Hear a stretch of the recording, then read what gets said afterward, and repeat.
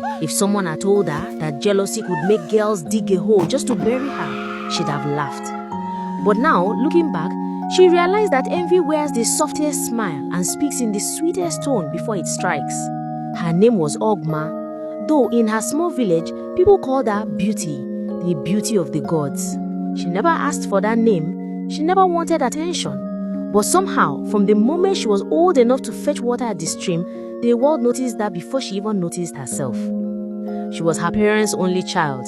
They weren't rich, just humble farmers with a tiny hut surrounded by cassava and yam ridges. Her mother, Nne, was the kind of woman whose laughter made even a bad day feel lighter. Her father was a hardworking man who believed silence solved everything. Life wasn't perfect, but it was peaceful, until other people's opinions started shaping her reality. The trouble began slowly. Whenever she walked past the village square, some girls would giggle and whisper. At first, she thought it was harmless. But one afternoon, while fetching water at the stream, she heard one of them hiss. See how she walks, like she owns the whole village, just because her face fine small. She turned to look at them. Anna, Olivia, and Banta. 3 girls who always moved like a pack.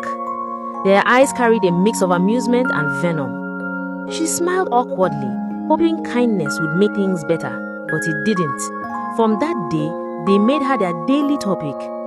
It became normal to hear things like, "Beauty, fine girl, no be achievement oh. Do you think the prince will marry you because your skin shines?" Sometimes, they even mimicked her walk. She'd go home pretending she didn't care, but the moment she closed her door, the tears came. Her mother noticed. She always noticed. "My daughter," Nne would say, brushing her head gently. "Even sweet honey attracts jealous flies. Don't dim your light because others can't handle it." Her words were comforting, but they didn't stop the pain. Being beautiful in a small village felt like a curse. One day, the teasing got so bad that she begged her mother to let her skip the next market day.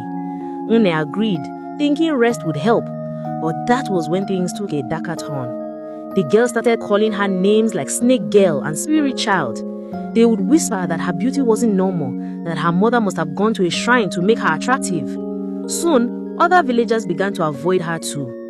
Nne was furious when she heard the rumors. She said, "They will not destroy my child's name because of jealousy." But her father, ever the quiet one, told her to calm down. People always talk. Let them talk. She wanted to believe him, but it's hard to ignore this thing when even children at the stream laugh behind your back. After a while, her mother stopped sending her to the market altogether. She said she didn't want her getting into fights or being humiliated. So, she stayed home most days, helping on the farm or cooking, but staying away only made her lonelier. She could hear the girls laughing together whenever they passed by their compound.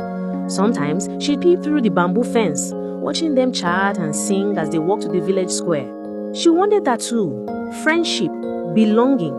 Then came the day everything changed. The town crier beat his gong and announced that the prince was ready to choose a wife.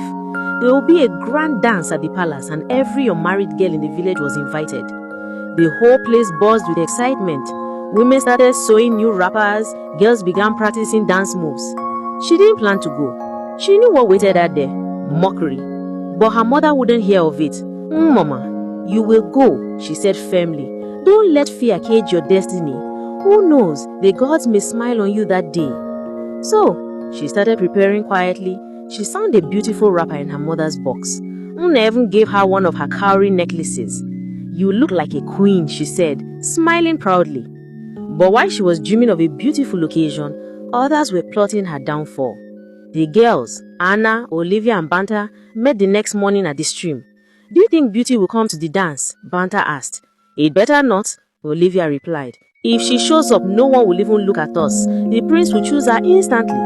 Then we'll make sure she doesn't come," Anna said. Their plan started with pretending to like her.